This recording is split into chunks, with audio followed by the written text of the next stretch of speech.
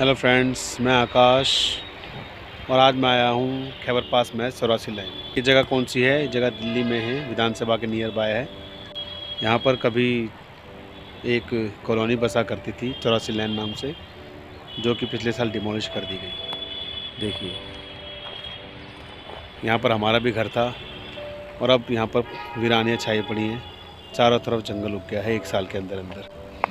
कितना अजीब लग रहा है देखो। आज अचानक से यहाँ से गुज़र रहा था तो सोचा उस जगह पर आ जाऊँ जहाँ पर हमारी पुरानी यादें बसी पड़ी हैं। असल में ये जो मलबे का ढेर है, ये हमारे घरों की ईंटें हैं, जिसमें दफन है हमारी यादें, हमारे घर, हमारा बचपन, हमारे खेल कूद। अब यहाँ पर सिर्फ जंगल है और कुछ नहीं। कोई दूर दूर तक नज़र भी नहीं आ रहा है। क्या करेंगे? यहाँ पर कोई क्यों आएगा इस वीराने में? यहाँ पर सीधा ये गली हुआ करती थी जो हमारे घर की तरफ जाया करती थी। अब यहाँ पर कुछ कह ही नहीं सकता देखकर कोई कि यहाँ पर कभी कोई घर भी हो सकते हैं। ऐसा लग रहा कि सदियों पुराना कोई वीरान जंगल है और जहाँ पर सदियों से कोई लोग नहीं आए। यही होता है जब इंसान आसपास नहीं होते हैं। किसी भी खूबसूरत से खूबसूरत जगह को खंडर बनने में देर नहीं लगती। बड़ा अजीब सा लग रहा है यहाँ पर आकर। एक सन्नाटा है यहाँ पर। पहले शांति हुआ करती थी, अब सन्नाटा है। शांति और सन्नाटे में शायद यही फ़र्क है। कुछ कूड़ा पड़ा हुआ है यहाँ पर, न जाने कौन डाल गया। तो ये वो जगह है जो हमारा घर थी, हम रहा करते थे और इस एरिया में कभी हम खेला करते थे। और कितना अजीब सा लग रहा है यहाँ पर। कुछ भी पहले जैसा नहीं है।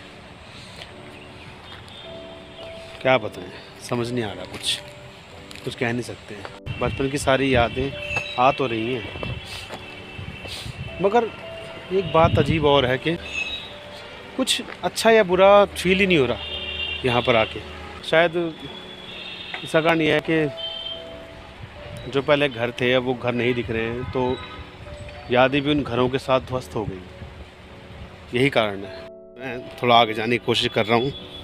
मैं उस जगह जाने की कोशिश कर रहा हूँ जहाँ पर मेरा घर था। ये सारा मलबे का ढेर पड़ा है। थोड़ा मुश्किल लग रहा है जाना, लेकिन कोशिश करते हैं। चलो देखते हैं, जा सकते हैं नहीं, बहुत मुश्किल है, मगर कोई बात नहीं। घर तक जाने के लिए इतनी कीमत तो चुका ही सकते हैं। मैं पहुंच गया हूं अपने घर। देखिए, ये सफ़ेद टाइलें और ये मेरे घर की निशानी है। मैं तो भूल ही गया था, पहचान ही नहीं पा रहा था। इन टाइल्स को देख के याद आया कि ये मेरा घर है। देखो, इसी घर में हमारा बचपन बीता है, इसी घर में हम पैदा हुए हैं, बड़े हुए हैं, खेले कूदे हैं। और आज देखो, ये हमारा किचन एरिया है। स्लिप देखो। उसके बाद ये बेडरूम है, पीछे बाथरूम है। मलबे का ढेर पड़ा हुआ है, झाड़ियाँ उग गई हैं। कितना अजीब लग रहा है देखने में।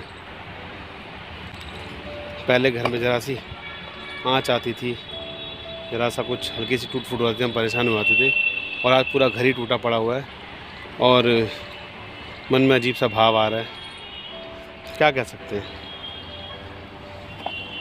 देखिए, यहाँ तक था ये घर,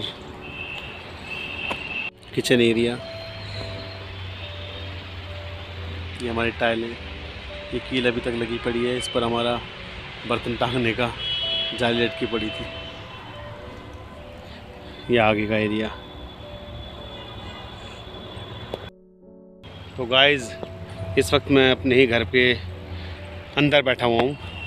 अब इस वक्त अंदर और बाहर का फ़र्क तो मिट गया है, लेकिन क्या करें। अब यहाँ से गुज़र रहा था, सोचा एक बार देखता चलूँ, क्योंकि फिर कभी अगर यहाँ से गुज़रूँगा भी तो शायद नहीं आऊँगा। बस एक तरह से घर को हेलो कहने का मेरा तरीका है। अब कुछ नहीं है यहाँ पर, ना देखने लायक, ना दिखाने लायक, ना बताने लायक, ना सुनाने लायक। बस एक अजीब सा खालीपन है। बचपन की कुछ खेल कूद, कुछ आवाज़ें मन में इस वक्त गूंज रही हैं, लेकिन क्या फ़ायदा। वो बचपन की याद मिट्टी का ढेर बनी पड़ी है।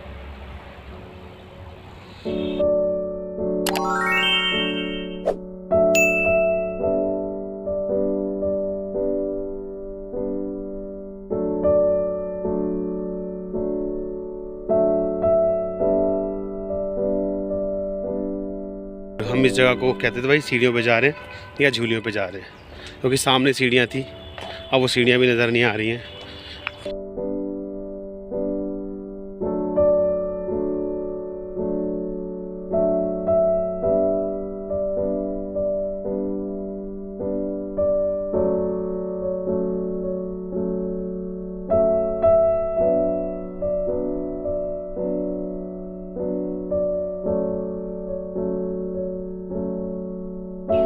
तो हम गाइस आ गए हम सीढ़ियों के नज़दीक,